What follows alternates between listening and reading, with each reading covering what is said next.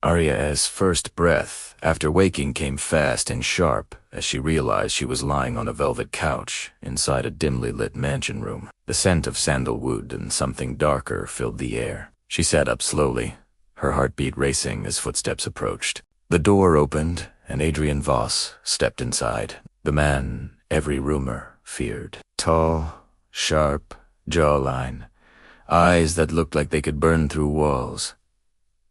Dangerous, powerful, and now standing only a few feet away from her. He said her name with a calmness that made the room feel hotter. He reached toward her as if he wanted to touch her just to confirm she was real, but Arya jerked back and bit his hand so hard he hissed and pulled away. A faint smirk crossed his lips, as if he liked her fire more than he should. Every time he tried to get nearer, something stopped him. One moment he leaned closer, eyes locked on hers with a tension that made her chest tighten, and suddenly his phone rang, breaking the atmosphere like shattered glass. Another time he stepped toward her to give her water, but the door swung open as one of his men rushed in with urgent news. Adrian's jaw clenched every time they were interrupted, as if the universe itself refused to let him get too close.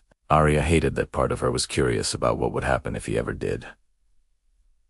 Hours turned into days. Adrian treated her with a strange softness that didn't match his reputation. He made sure she was comfortable, brought her food himself, even told his guards to stay away because he didn't want anyone else near her. But Arya stayed bold, stubborn, unbreakable. Whenever he leaned in to speak quietly, she would tilt her face away or walk past him without fear. Elikadat. Too much. Some nights he sat across the room watching her with an unreadable expression, and every time he stood to approach her, someone would knock or call him out. It was as if fate created a wall of interruptions, preventing a moment that both of them feared and secretly felt drawn toward. But Adrian wasn't the only one watching her. Outside the mansion, Ethan was closing in. He was the one who cared for her before all this, the one she trusted. A man who would burn the world to bring her home. He found a way to enter the mansion one stormy night, using the security blind spots he memorized from his detective days. Inside, as lightning cracked through the windows, Adrian finally stood a breath away from Arya. No interruptions this time. No guards. No phone. Nothing. His voice dropped softer than ever as he told her he didn't want to own her. He wanted to protect her, that people were after her, and he couldn't let her get hurt. And just when Arya felt her heartbeat shift from fear to something she couldn't name, a shadow moved behind Adrian. Ethan lunged forward and grabbed Adrian from behind, pulling him away from her.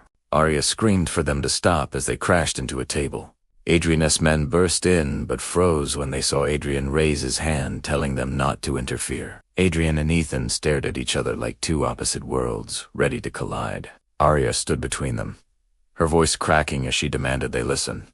Ethan said she was manipulated. Adrian said she was unsafe outside. Ethan said Adrian wanted control. Adrian said he wanted her safe.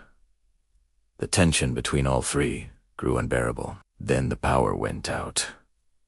In the pitch black, Arya heard footsteps running toward them. Adrian grabbed her hand and Ethan grabbed her other hand, pulling her in opposite directions. She didn't know who to trust, but she made a choice. She yanked her hands free and ran into the darkness.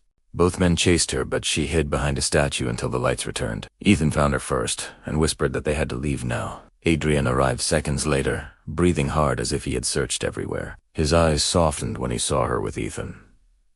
Something inside him broke, but instead of fighting Ethan, he stepped back and told Arya to go if she wanted to. His voice shook for the first time. Arya felt something heavy twist in her chest, but she ran with Ethan as Adrian watched her disappear through the door. But the story didn't end there. 2 months later, Arya sat in a cafe when a news report flashed on the screen. The mansion she escaped from had been raided by unknown attackers. Adrian had vanished. No body, no trace. Nothing. The media called it a disappearance. Ethan called it justice. But Arya felt something else. A tension in her chest, a pull in the dark. A connection unresolved. That night, when she entered her home, she sensed someone behind her. She turned sharply, but saw only a note placed gently on her table. Her breath trembled as she read the short message written in Adrian's handwriting. He didn't say where he was. He didn't say why he left. He only wrote one sentence that sent a chill through her spine and a heat through her chest. I will come back when you are ready to know the truth. And the lights suddenly flickered exactly like the night she escaped. The story ended, but the danger and desire had only just begun.